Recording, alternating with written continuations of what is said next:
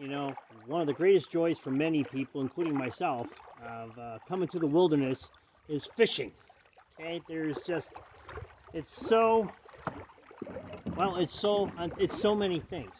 Um, you know, there's just something about doing it wilderness style in a canoe with no motor, just your arms, okay, with no electronics, just your mind, and trying to figure out, reading the map, reading the contour lines, figuring out where the fish are at. And it just means so much when you finally land that big fish. So here's the way that I fish. I fish primarily for walleye, bass, and pike. And here's some of the gear that I carry. Again, every ounce matters, every inch matters, okay? So this is how I'm organized. So first of all, rods. I'll bring 3 rods. Reason being is I'll usually fish with 2 in the canoe at a time. I'll have one rod rigged up, say, with 2 different lures. So one rod, say, has got a surface popper on. If I get a hit on it, but it doesn't hit, I don't get it, and it doesn't hit again, I'll quickly put that rod down, pick up one that throws a subsurface, throw it back in the same place, and a lot of time they'll hit it, okay? And then I bring a 3rd rod because 2 things stink more on a 21-day fishing trip of breaking a rod on day 2, and you're down a rod. Rods aren't very heavy, so I'll bring 3 rods, 2 reels. And when I portage, I'll actually take the reels off the rod, and I carry those in a gear bag. Okay, so as far as fishing lures go, I like, rather than one big one, okay, one big one doesn't fit very well in packing your gear bag. It's better to have several smaller boxes. I use these clear plastic ones that are waterproof. So they have these latches on here. So that way, if I drop them in the water by accident, or I, God forbid, capsize, I'm not losing several $100s worth of lures going blue, blue, blue, blue, blue, down to the bottom, because these things will float. Okay. Other things that I'll carry in my thwart bag. That's that green bag that I showed you. That's right up front, attaches to the beam, so I've got it all accessible. Okay. Stuff I will need in there for fishing. Okay. I'll have sunglasses.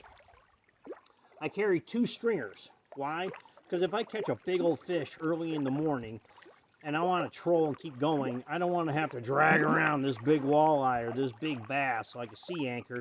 I'll put on a stringer, paddle to shore, tie it to a log, go fish. If I catch more fish, I'll use a 2nd stringer, and then on my way back in, I'll pick up that first fish. So I use 2 stringers, okay? I like long ones, about like 9 feet long.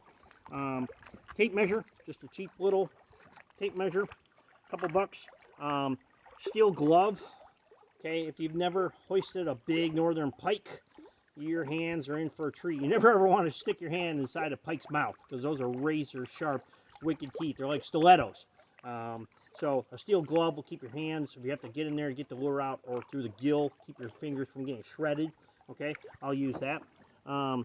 Scissors, line scissors, because I use braid. Braid, you need to use scissors to cut. Spare spool of line or 2.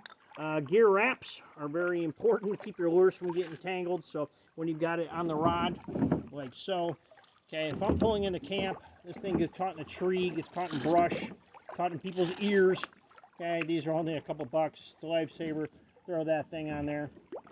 Okay, so went for years, went for decades not using them. And then the first time I used it, I was like, oh my God, why didn't I do this from the very beginning? Okay, needle nose pliers. Okay, for getting those hooks out of pike or stubbornly bass or walleye. And finally, rod holders. I showed you in one of the videos, my rod holders, the mounts attached to the beam, the crossbar. I prefer those over clamp-on ones. Clamp-on ones don't seem to hold real well, especially if you're trolling along, you get a big strike or a snag, they can pull back, where these will lock in.